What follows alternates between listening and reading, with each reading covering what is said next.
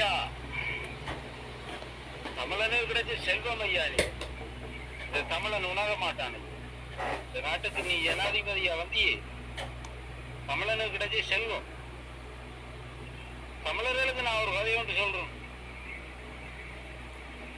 இந்த நாட்டு ஆள வந்து இந்த பிள்ளைய இந்த பிள்ளைக்கு உங்களோட பங்களிப்புகளை செய்ய, உங்களால் இயன்ற பங்களிப்பை செய்யுங்க. அது நீங்கள் கேட்கிற செய்தரும் அந்த புள்ள. நீங்கள் பட்ட இன்னல்கள், நீங்கள் பட்ட துயரங்கள் அத்தனையும் அந்த பிள்ளை தெரியும். நீங்கள் ஒன்றுமே சொல்ல தேவை. அந்த பிள்ளை எல்லாத்தையும் பார்ப்பான். அந்த பிள்ளை உறுதுணையா இருங்க. நீங்கள் எவ்வளவு அனுபவிச்சு நீங்கள் உங்களுக்கு அனுபவிக்கவும் கிடக்கும். நான் சொன்னது ஏதாச்சும் மிஸ் ஆயிச்சோ, லாம்போட வாரண ஒரு விளக்கத்தை கொண்டு அண்டைக்கு ஆரம்பிச்ச இந்த கதை, அந்த கதையில இருந்து இந்த வீடியோக்கள் அத்தனையும் எல்லாரும் பாருங்க. இந்த இதான் எந்த வீடியோக்களை எல்லாரும் பாருங்க. நெருக்கிறோம் அதற்கா பாருங்க. நான் கதைச்சதுல ஏதாச்சும் மிஸ் ஆயிருக்காண்டு வரும். காளிமுகத்திடல்ல ஒண்ணு அந்த அடுக்கப்படுது. வெற்றாப்புல திருவிழா எடுக்கணும். ஏன் ஐயா இப்போ ஒன்று எடுக்கிறீர்கள் சரசரண்டு? ஏன் அடுக்கிறீர்கள்? நீங்கள் நல்லவர்கள்டா நீங்கள் ஏன் கொண்டே அதோட அடுக்கிறீர்கள்? சொல்லுங்க. உண்மையே உங்களை ரெண்டு கையெழுத்துக்கு நெஞ்சில வச்சு நான் உங்களை ஒரு கேள்வி, நீங்களும் ஒரு நல்ல உத்தவர்களா இருந்தா என் காளிமுகத்திடல்ல அந்த கார்களை கொண்டு எடுக்கிறீர்கள்.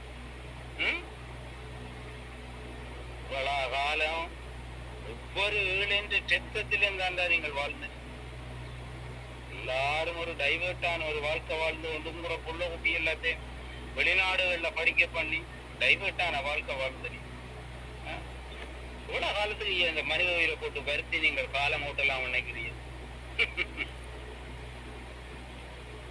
நாட்டில் இருக்கிற குழந்தைகளுக்கு ஒரு கதை ஒன்று சொல்றேன்.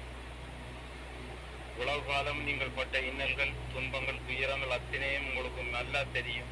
ஒரு சமத்துவமான வாழ்க்கை ஒன்று வாழும்போது இனபேதம் இல்லாமல் தமிழ், முஸ்லீம், சிங்களம், நீங்கள் இந்த மூன்றின மக்களும் வந்து எவ்வளவு சந்தோஷமா வாழலாம். இதுவரை காலம் கலவரங்கள், துன்பங்கள், சண்டைகள், சச்சரவுகள், நிர்மூலங்கள், ஆர்ப்பாட்டங்கள், இதுகள் எல்லாம் இந்த நாட்டில் எவ்வளவு செலவழிச்சாடி.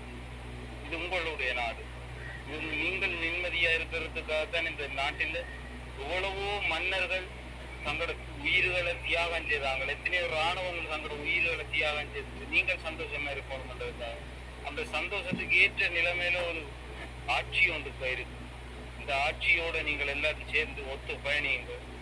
இதுவரை காலம் நீங்கள் சிந்திய ரத்தங்கள் அத்தனைக்கும் ஒரு முற்றுப்புள்ளி வந்துட்டு, ஏன் வன்முறை எல்லாரும் புரிந்துணர்வா நடந்த என் ஆக்களுக்கு இடையில ஒரு கோபதாபங்கள், வேற்றுமை, புரிந்துணர்வா நடந்தா இந்த நாட்டில் எவ்வளவு ஒரு முன்னேற்றத்தை அடையலாம். நீங்கள் இந்த உலக நாடுகளோட நீங்க ஒப்பிட்டு பார்க்கறதோட வந்து இந்த ஸ்ரீலங்கான்ற நாடு வந்து எவ்வளவு தூரத்தில் இருக்கு. 300-400 வருஷத்துக்கு மேல நீங்க இருந்தாங்க.